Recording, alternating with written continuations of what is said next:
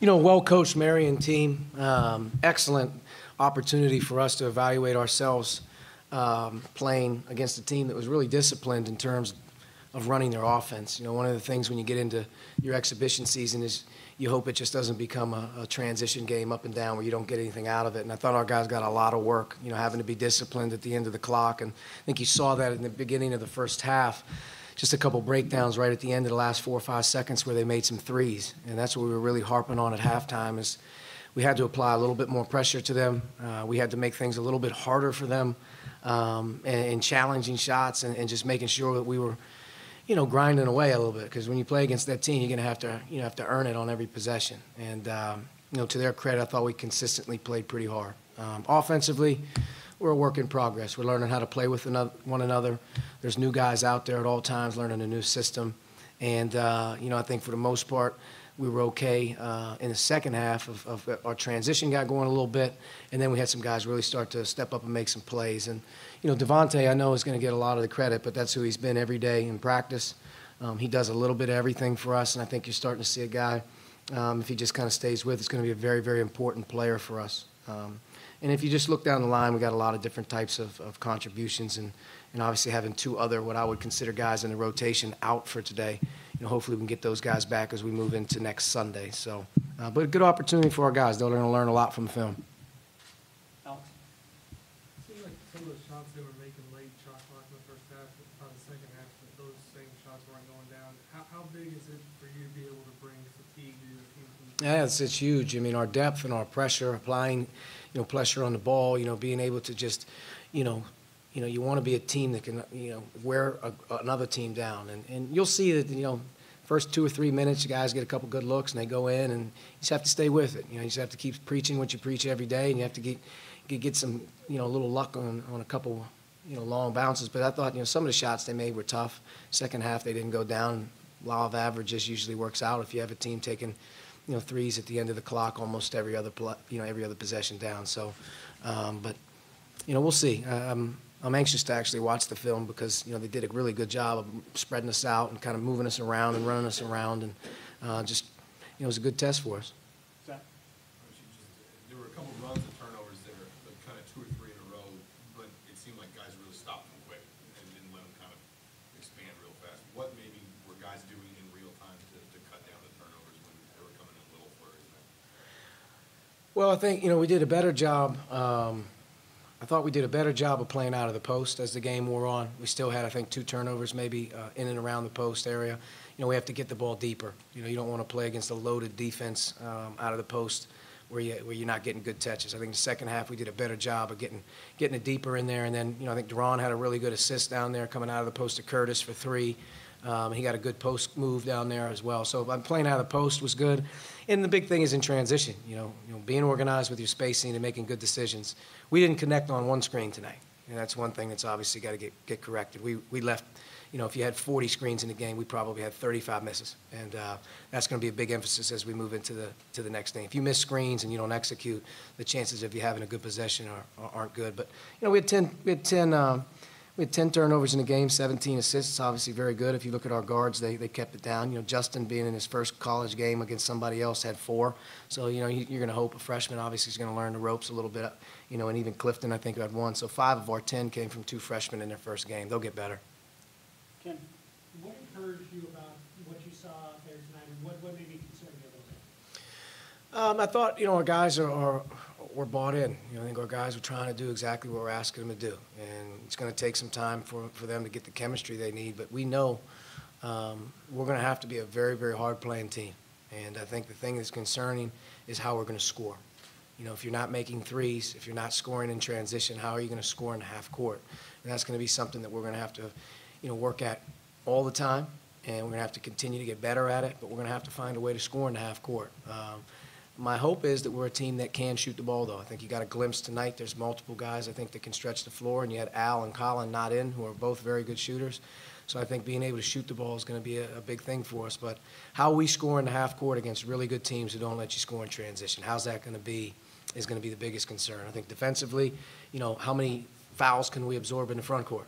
You basically played Duran and Freddie a little bit in that what we would call the 5 slot, but you maybe need a third guy, and who's that going to be? You know, and being able to be bigger on the wing. I don't know if you can play 3 small guards against every opponent on our schedule. We may need to have Justin and move over to the left a little bit as well. So there's a lot of things concerning right now. I think the big thing for our team is to take this film, our staff, be able to teach them and get better this week as we head to Sunday.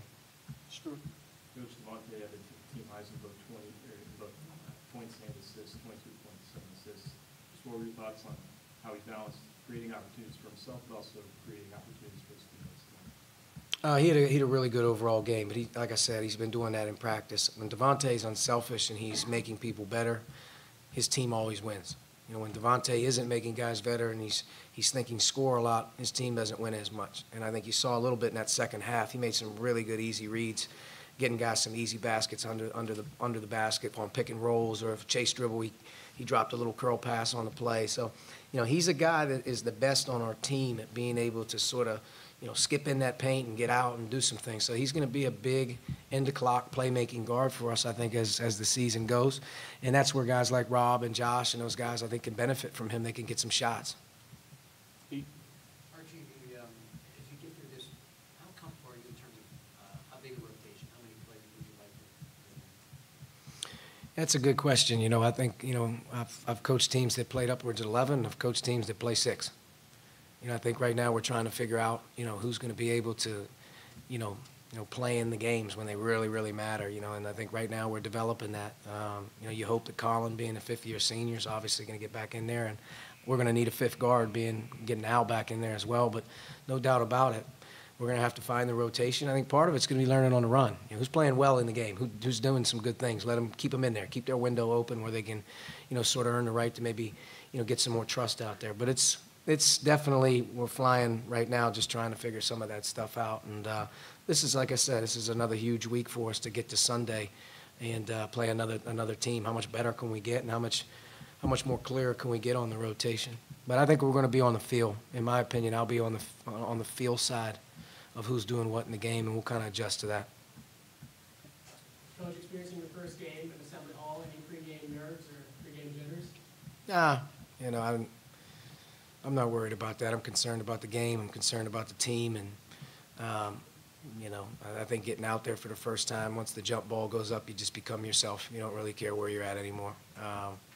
But, yeah, getting your pregame routine, understanding sort of how it works here is a little different. You know, you've been somewhere for 6 years and you had your routine down. You knew exactly what you were doing every day. A little different. You know, I got to figure it out. But once the ball gets tipped, I sort of kind of just know what to do, I guess, when that happens. Archie, what's impressed you about the freshmen so far? Not just tonight, but Very coachable, very patient learners. None of them get, you know, they may get down on themselves a little bit, but they're not emotionally where you're dealing with young guys that are really shook confidence-wise. These guys have been very coachable, and they're trying their best to learn what we're trying to get them to do. And when you have if you have a player that is willing to learn and willing to go through it the hard way, then they're going to experience at some point in time some good moments. When, you know, that's all up to, you know, when they can find a way to become a college basketball player. You know, right now, you know, some of these guys ran out there the first time. It probably didn't even feel like basketball, you know, to be honest with you. They're not comfortable yet. But they're a great group. They learn. They're in the gym as much as anybody when practice is over. And I think that they're going to get better just because of their willingness to be coached and willingness to learn. There's no fight in them. It seemed like a lot of the open looks they got in the first half were project ball movement and pick and roll.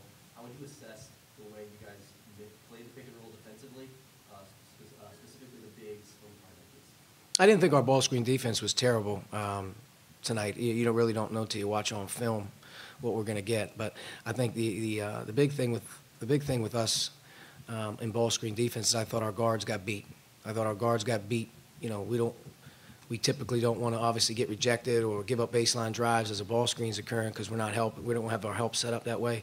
And I thought probably 4 or 5 times we gave up threes in the first half because the man guarding the ball got beat in a straight line. And you get beat in a straight line, you converge, and then next thing you know, the ball's kicking around. And I think they got probably 3 or 4 threes off just getting beat off the bounce before the ball screen ever got there. I didn't think our ball screen defense was terrible. I thought guys, you know, looked the part on what we were trying to do, and you know, I think we just have to be more connected. We'll get better as we go. We're going to deal with more sophisticated you know, offenses and ball screens obviously coming down the line. But I like where we're at there. Okay,